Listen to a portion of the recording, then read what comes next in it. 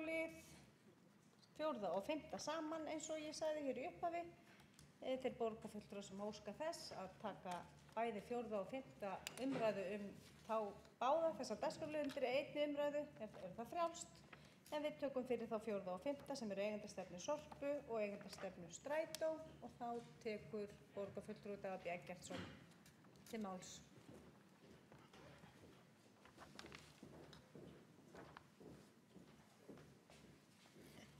Forseti, ágæta borgarstjórn. Þær eigendastefnur sem hér liggja fyrir til samþykktar eru afrakstur býsna langs ferils sem mjög margir sveitarstjórnarmenn og embættismenn hafa komið að hjá sveitarfélögunum á höfuðborgarsvæðinu.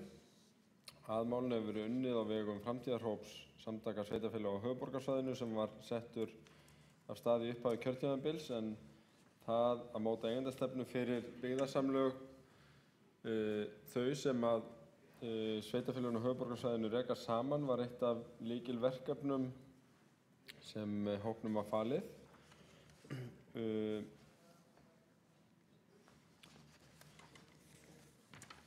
Það sem er rétt að árétta og minna á er að eigendastefna er töluvert í umræðunni en er frekar nýtt hugtak á Íslandi allavega og má segja að fyrsta fiðraða eigendastefnan sem sett var á sveitarstjórnarstigi hafi verið eigendastefna Orkuveitu Reykjavíkur og það höfðu verið settar eigendastefnu fyrir fjármála eða eign ríkisins í fjármálafyrirtækjum sem gekk svona var í áttina en það má segja að við séum að byggja á þeim grunni sem lagður var í eigendastefnu Orkuveituna. Það er að segja að eigendastefnunni er ætlað að skýra hlutverk og ábyrgð eigenda og tryggja þátttöku þeirra í ákvörðunum mikilvæg málefni og stefnumörkun, tryggja þannig gagnsæja, faglega og skilvirka stjórnun fyrirtækisins, en leið vera sáttmáli eigenda sem viðkomandi félagi standa og skilgreina leikreglur hvernig ákvarðanir eru teknar. Þegar eigendastefnu Sorpu og Strætó eru annars vegar að þá var ekki aðeins byggt á samtölum og samráði meðal sveitarstjórnarmanna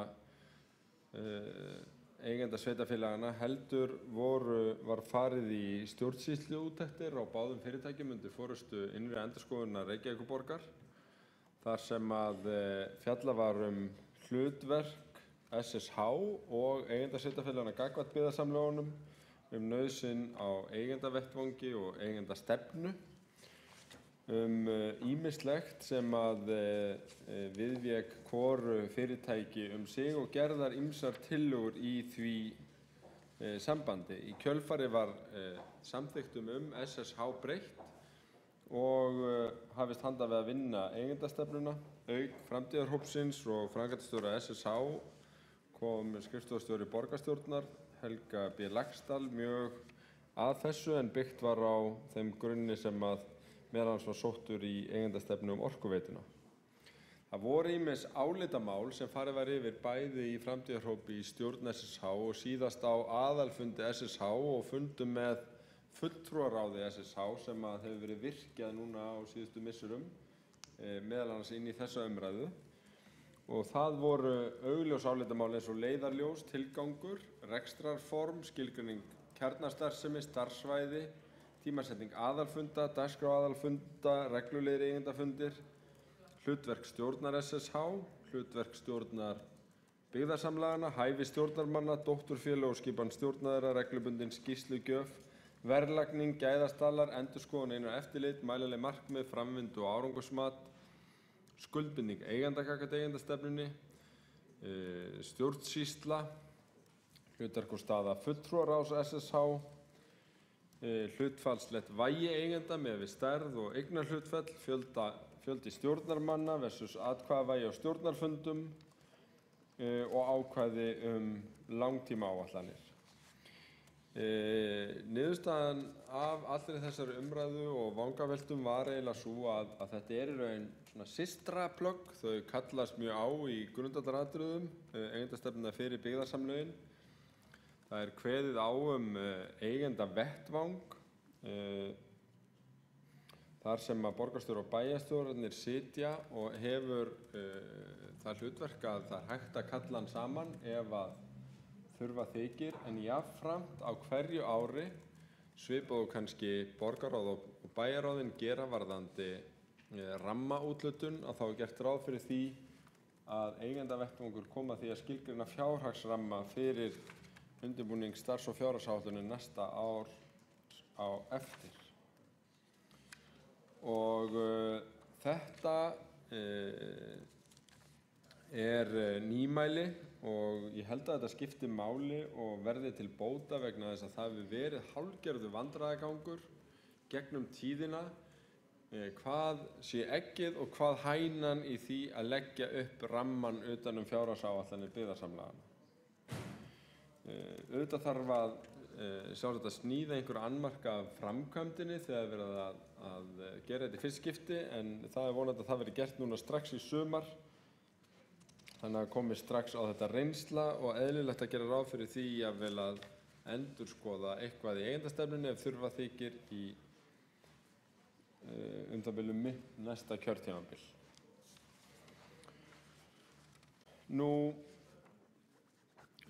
Það eru auðvitað skilgreindur tilgangur og kjarnastarfsemi ásamt þjónustusýn þessara fyrirtæki í eigendastefnunni. Það hefur verið farið yfir öll þessi atriði á síðasta aðalfundi SSH sem var síðastliðið haust, og í kjölfarið það voru drög að eigendastefnunum báðum send út til umsagnar hjá öllum sveitarfélögunum, og hér hjá borginni fóru eigendastefnunar til umhverfis- og skipulagsráðs og fjármálaskrifstofu og víðar, og það hefur verið tekið mið af þeim ábendingum sem að bárust við þá umfjöllun, og nú er það von og trú sem mín að þetta sé komið á það form að borgarstjórn geti samþykkt eigendastefnuna, og rétt að taka fram að þannig hittist á að önnur eigendasveitarfélög hafa þegar ljáð eigendastefnunum sitt samþykki, þannig að með samþykkt borgarstjórnar og eigendastefnunum hér í dag að þá er í raun komin þessi nýji og skýrari rammi utanum sátt meðal eigenda á hlutverk, tilgang, starfsvæði og leikreglur sem lúta að stjórnum þessara byggðasamlaga, og það sambandsleysi sem að stundum hefur verið talað og kvartað yfir hvað byggðasamlögin varðar inn á pólitíska vettvangi í sveitarfélögunum, að nú eru komin þá leiðir og tæki til þess að taka á því og gera betur. En til þess þarf ekki bara eigendastefnu, heldur líka auðvitað vilja og fólk, og ég held að við séum fólk til þess að gera þetta vel.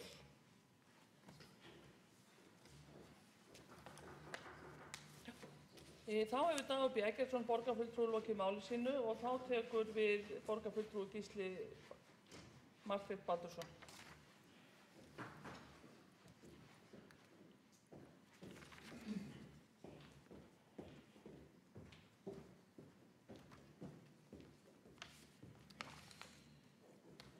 Forseti, ágæta borgarstjórn.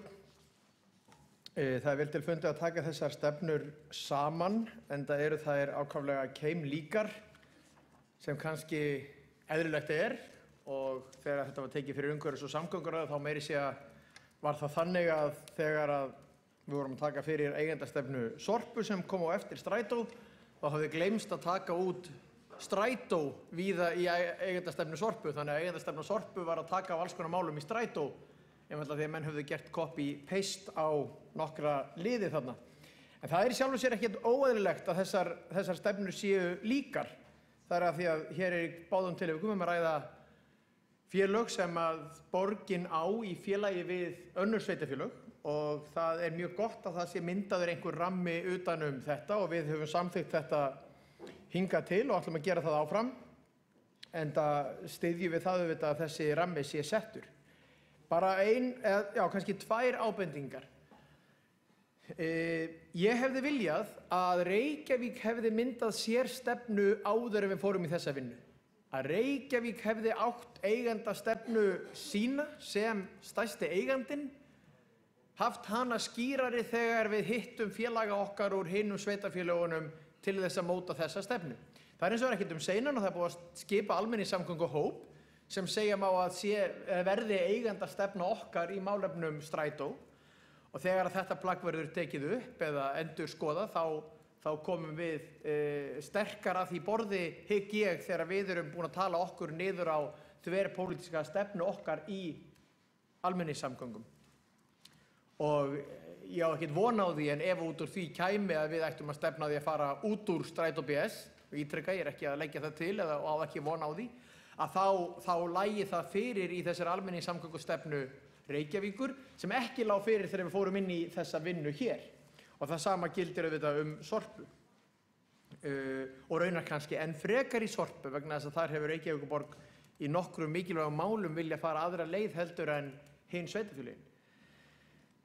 Þannig að þetta er lifandi plagg. Við þurfum að halda okkur og hinum sveitarfélögunum sem eiga þessi félög með okkur við efnið. Og það er eitt sem ég ætla að nefna hér að lokum bara sem borgarfulltrúi Þorbjörg Helga Vigfúsdóttir nefndi við mig hérna áðan. Það er það hvers vegna hér væri ekki tekið skýrar á þeirri ósk minnihlutans í borgarstjórn, bæði þess minnihluta sem núna situr og hafa setið áður, að þeir fái einhver aðkomu að þessum stjórnum. Það er ekki tekið fyrir hér ef ég man rétt og það hefur verið vísað til þess að það þurfi að taka upp á aðalfundi þessara samlaga og það er sjálfsagt alveg rétt, en ég held að Reykjavíkurborg ætti að móta sér í sameiningu einhverja stefnu það. Kannski er stýrihópurinn almenningssamgöngurnar rétti vettvangurinn til þess, ég veit það ekki, en við hefum kannski átt að láta fylgja með einhverja bókun þetta. Vegna þess að það er að mínum mati löngu tímabært og þarf ekkert að taka upp allar samþykktirnar þó svo að fulltrúi minnihlutans í borginni fengi að vera áheyrnarfulltrúi inn í þessum stjórnum. Reykjavík er langstærsti eigandinn, það myndi styrkja fulltrúa borgarinnar í stjórninni. Stundum er það þannig að sjálfstæðismenn í hinum sveitarfélögunum telja jafnvel að Einar Örn Benediktsson borgarfulltrúi sé ekki að tala fyrir munn sjálfstæðismanna þegar hann er að tala almenningssamgöngur þarna inni, þegar hann er kannski akkúrat að gera það. Þannig ég held að það myndi styrkja fulltrúan að það væri þarna líka fulltrúi minnihlutans í borginni, enda eru við og höfum við sérstaklega í seinni tíð verið algjörlega samstíga í málefnum þessara byggðasamlaga þegar kemur að róttækum framfaramálum. Þannig ekki fleira sem ég vildi hafa sagt þetta, virðulegi forseti, en ég fagnaði bara að þessar eigendastefnur séu komnar og við munum samþykkja þær og taka þátt í þeirri vinnu sem framundan að þróa þær áfram. Þá hefur borgarfulltrúi Gísli Marteinn Baldursson lokið máli sínu og þá tekur við borgarfulltrúi Sóley Tómasdóttir.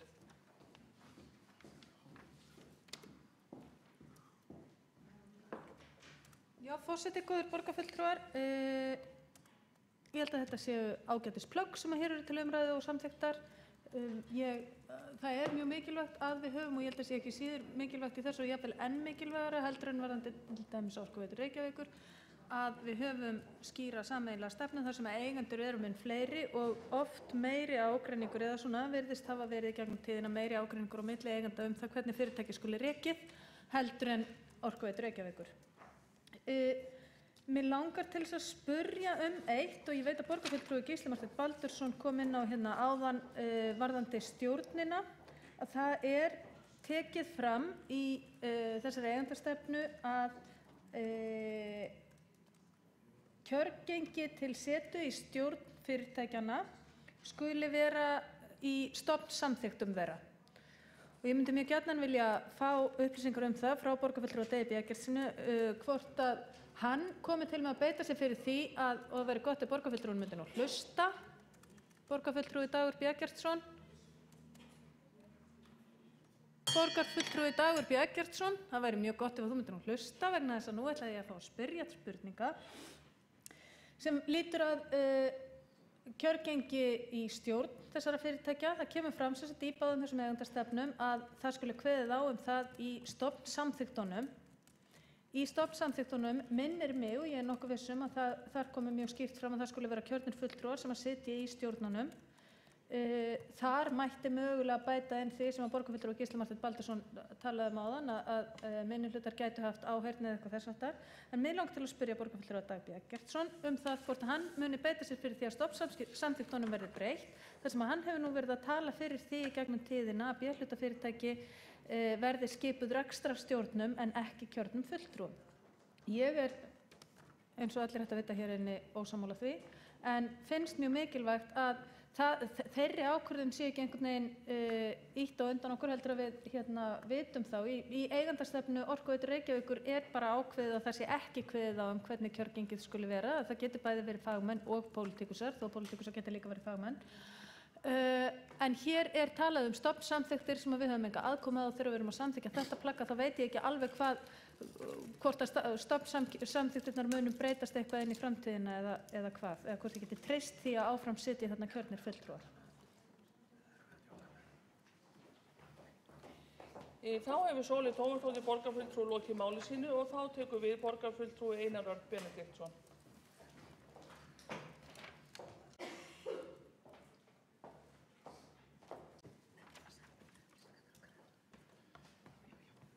Ágæti forseti, ágæti borgarstjórn. Ég er stjórnarformaður Strætó þessa stundina, Strætó BS. Ég er mjög ánægður að það sé komin eigendastefna.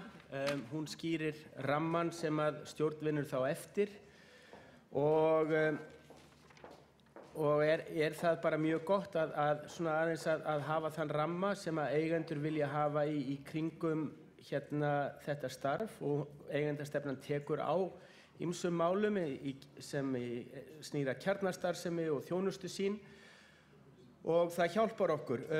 Borgarfulltrúi Sóley Tómasdóttir minntist aðeins á stofnsamþykktir og Gísli Marteinn Baldursson borgarfulltrúi minntist líka aðeins á þær.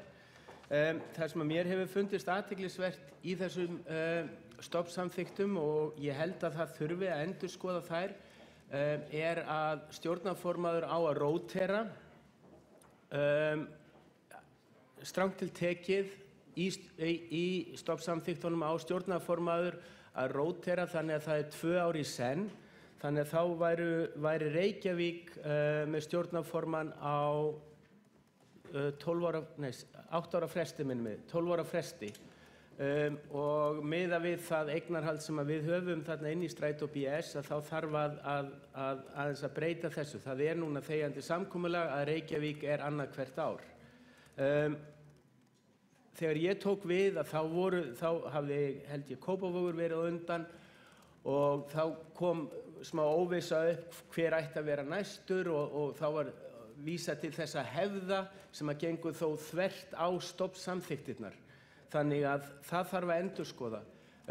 Ég held að það væri mjög góðs viti að Reykjavík í raun og veru vegna stærðar sinnar í þessu byggðarsamlagi að það væru 2 fulltrúar þarna inni og gætu þá unnið að málefnum Strætó BS. En ég vil nú taka það fram að ég hef ekki álitið mig endilega sem fulltrúa meirihlutans í þessari stjórn. Ég hef álitið mig fulltrúa Reykjavíkur í þessari stjórn og þess vegna hlýna mér hjartarætur að heyra borgarfulltrúa Gísla Marteinn Baldursson lýsa því stuðningi yfir að ég sinni hans málum eins vel og ég sinni mínum málum. Það að segja við sinnum málefnum Reykjavíkur í stjórn Strætó BS. En þessi eigendastefna, hún af hinu góða. Ég held að hún sé, eins og borgarfulltrúi Gísli Marteinn Baldursson minntist á, lifandi plagg og það þarf að kíkja á það reglulega og uppfæra. Og ég held að það væri bara ágætt. Borgarfulltrúi Sóley Tómasdóttir minntist á að það væri mikilvægt að væru pólitískt kjörnir fulltrúar þarna í stjórn Ég fæ það samt stundum á tilfinninguna að með eigendastefnu og skýrri eigendastefnu sem að segir hvað fyrirtæki eiga að gera, að þá verður meðan að pólitísk sátt, þverpólitísk sátt meðal eigenda eigendastefnu, að þá er ekki hægt að taka vitlausa beygju með þetta fyrirtæki. Takk fyrir. Þá hefur borgarfulltrúi Einar Örn Benediktsson lokið máli sínu. Ekki hafa fleiri borgarfulltrúar frummælandi í þessum undir dagskrárliðum 4 og 5. Borgarfulltrúi Dagur B. Eggertsson tekur aftur til máls. Forseti, ágæta borgarstjórn, ég vil byrja á því að þakka fyrir þessa umræður og aðeins bara stuttlega svara þeim spurningum sem að mér var beint. Í fyrsta lagi spurði borgarfulltrúi Gísli Marteinn Baldursson kalla eftir hvaða sjónarmið hefðu komið fram í umræðinu áheyrnarfulltrúa Reykjavíkurborgar inn í stjórnunum. Það var sannarlega tekið upp og líka sjónarmið fleiri fulltrúa Reykjavíkur inn í stjórnunum. Það var ekki niðurstaðan að minnsta kosti að þessu sinni, en í raun má segja að þessi styrking fulltrúaráðsins, þar sem að fulltrúar allra flokka eru og hafa ákveðið hlutverk til að fylgja eftir stefnumótun gagnvart byggðasamlögunum, eigi í raun að fá að gegna því hlutverki að allir hafa aðkomu. Og það sem vafðist fyrir félögum okkar og meðeigendum í þessum byggðasamlögum, að þrátt fyrir að við verum stærst, að þá sögðu þau lýðræðisspurningin á alveg jafnt við hjá okkur. Minnihlutinn hjá okkur mun gera athugasemd við það ef að minnihlutinn hjá borginni fái þarna beina aðkomu, þannig að þessi fulltrúaráðsleið, minnst kosti fyrst sinn, verður svona leiðin til þess að reyna að koma til móts við þetta lýðræðishalla sjónarmið sem ég held að allir hafi enga síður skilið. Ég get alveg tekið undir það að það hefði verið mjög gott að vera með eitthvað eitt plagg sem lýsti stefnu borgarinnar varðandi þessi mál. Það eru margar stefnur sem koma inn á, bæði úrgangsmálin og almenningssamgöngurnar. En þetta eru auðvitað svona fyrst og fremst kannski stjórnarskrá, þetta er svona rammi, þannig að það er ekki, það er meira að segja kannski nákvæmara í fylgiskjölunum með 10 ára samningnum almenningssamgöngur, hvaða tölulegu markmið eru þar sett heldur en í eigendastefnunni sjálfri. En ég tek undir með borgarfulltrúunum að þetta gæti alveg þróast. Það er alveg hægt að sjá fyrir sér að einhvers konar mælileg markmið fyrir bæði fyrirtækjum sig verði svona einhvers konar lifandi viðauki með eigendastefnunni til framtíðar. Varðandi spurningu borgarfulltrúa Sóleyjar Tómasdóttur, varðandi kjörgengi í byggðasamlögin, þá eru byggðasamlögin svolítið sérstakt félagsform og eru notuð fyrst og fremst það þegar ef verið að stofna fyrirtæki utan eitthvað sem eru heyrir undir skyldur viðkomandi sveitarfélaga og sveitarstjórnarlögin ramma það nokkurn veginn inn nánast eins og þessi hluti af stjórnsýslunni en samt í svona félagi við aðra. Og ég fann nú ekkert beint ákvæði það í sveitarstjórnarlögunum en ég hef einhvern veginn gengið út frá því að ef að formið byggðasamlag er notað þá kalli það í raun á að kjörnir fulltrúar og í raun aðalborgarfulltrúar séu þar stjórnarmenn. Þannig var samþykktunum held ég breytt hjá borginni fyrir einhverjum árum. Áður var þetta opnara en ég skal ekki sverja fyrir það. Það kom mér á óvart að finna það ekki í nýju sveitarstjórnarlögunum. Mig grunar að það hafi verið í þeim gömlu. En þess vegna kom það í raun ekkert mjög mikið upp, satt að segja. Og ég hafði ekki frumkvæði því að ræða það sérstaklega. En hver veit hvað framtíðin ber í skauti sér. Núna er komin þessi eigendastefna og ef hún reynist vera gott stjórntæki að þá getur vel verið að það verði tekið til umræðu í framtíðin. En ég ítreka þakkir fyrir umræðuna og þá breiðu samstöðu sem virðist vera þessar eigendastefnur. Þá hefur borgarfulltrúi Dagur B. Eggertsson lokið máli sínu og þá tekur til máls borgarfulltrúi Karl Sigurðsson. Forseti, ágæta borgarstjórn. Ég er fulltrúi Reykjavíkur í Sorpu BS, nýtekinn við á Oddnýju Sturludóttur núna bara áramótin. Og það kom nú fram hérna ágætis punktur varðandi eigendastefnurnar að þær eru svo líkar að þær eru nánast copy-paste. Þannig að ég ætlaði nú í rauninni bara að mæta hérna upp forsins vegna og þakka fyrir góða umræður og taka undir með Einar Erni Benediktssyni, fulltrúa Reykjavíkur í strætó og segja ditto. Þá hefur Karl Sigurðsson borgarfulltrúi lokið máli sínu og þá tekur við atkvæðagreiðsla. Ég bið borgarfulltrúum að taka sæti. Þá tekur við atkvæðagreiðsla. Undir lið 4 þá er það eigendastefna fyrir Sorpu BS. Þar liggur fyrir tillaga að borgarstjórn samþykki fyrirliggjandi tillögu að eigendastefnu fyrir Sorpu BS. Þeir borgarfulltrúar sem samþykkja vilja það gefi merki. Það er samþykkt samhljóða. Þá er það 5. liður á dagskrá, það er eigendastefna fyrir Strætó BS. Þar liggur fyrir tillaga, þeir sem samþykkja vilja tillögu að nýrri eigendastefnu fyrir Strætó BS gefi merki. Það er samþykkt samhljóða. Þá höfum við lokið við þessa dagskrárliði báða.